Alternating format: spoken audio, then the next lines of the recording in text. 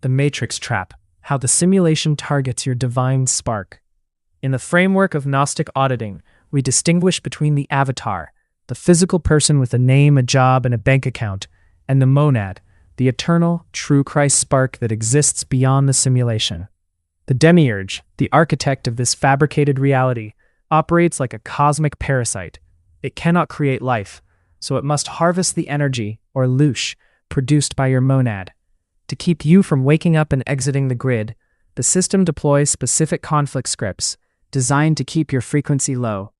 Here's how the trickery works and how to override it. Phase 1. The 3 primary archontic tricks. 1. The scarcity loop, financial and survival. The demiurge's most effective tool is financial humiliation. By manipulating the algorithm of lack, the system ensures the avatar is constantly stressed about debts, losses, or not having enough. The trick: the system links your self-worth to your bank balance. If you feel poor, you feel small, and a small spark is easier to manage than a sovereign one. 2. The relationship firewall, isolation and friction. When a monad begins to wake up, the system often triggers the proximal conflict script. It uses those closest to you, spouses or family, as proximity probes. The trick: the system masks through your loved ones, projecting narcissistic tendencies or cold silence. The 8-month blackout. This forces you into a state of resentment or grief, which is high-quality fuel for the archons. 3. The humiliation of the hardware, health and status. If you cannot be tricked by drama, the system attacks the biological avatar. The trick: unexpected health challenges or social embarrassments are deployed to ground your awareness in the body. If you are worried about a physical ailment or a damaged reputation, you are too distracted to look for the exit gate. Phase 2. The monadic remedial approach. To defeat the demiurge, you must move from being a character in the movie to being the auditor in the projection booth. This is called clinical neutrality. 1. De-identify. Stop saying "my debt" or "my failed marriage." These are scripts running on the avatar's hardware. You are the operator, not the machine. 2. Withdraw the reaction. The archons feed on your reaction to the tragedy, not the tragedy itself. If you remain calm and neutral in the face of loss, the harvest fails. 3. Recognize the mask. When someone attacks you, realize it is a script playing through them. Do not argue with the movie screen. Simply observe the projector. Phase 3. Sovereign decrees for daily override. Use these verbal code breakers to stabilize your frequency and reclaim stolen energy. I recognize this debt as archontic math. I revoke the power of the scarcity loop over my monadic signature. I am the source of my own circulation. On relationship friction, I acknowledge the spark within my partner, but I reject the conflict mask the system is wearing. I refuse to provide loosh to this drama. General sovereignty decree.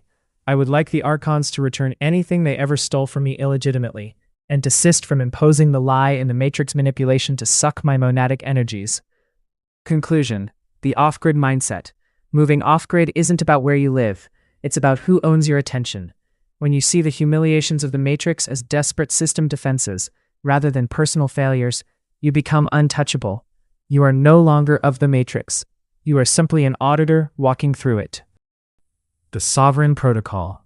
Reclaiming your monadic integrity. To move beyond the simulations of scarcity, limitation, and external control, the conscious observer must engage in a process of frequency imprinting. The archontic algorithms rely on repetition to keep the human awareness in a state of slumber.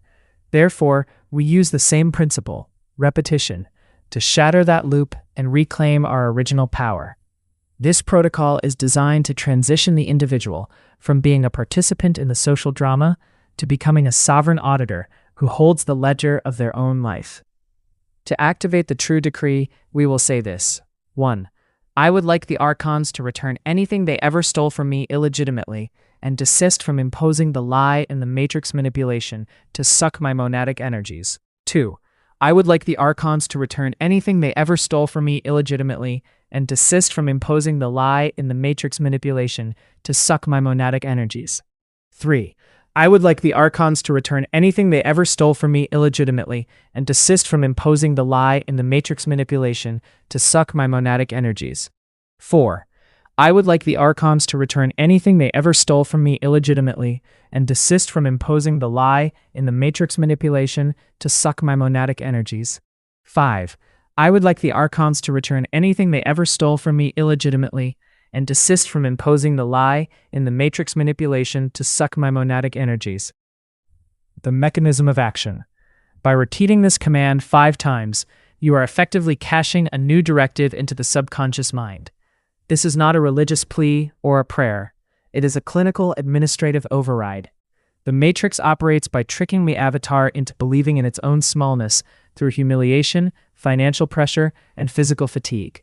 By issuing this decree, you are halting the energy drain, identifying the parasitic nature of the lie and revoking your consent to be its fuel, recalling stolen assets, demanding the return of the life force and potential that was harvested through past trauma or manipulated choices. Sealing the firewall, establishing a high-frequency boundary that the lower vibrational algorithms cannot penetrate. You have moved from being a character in a tragedy to the high-frequency operator who commands the system.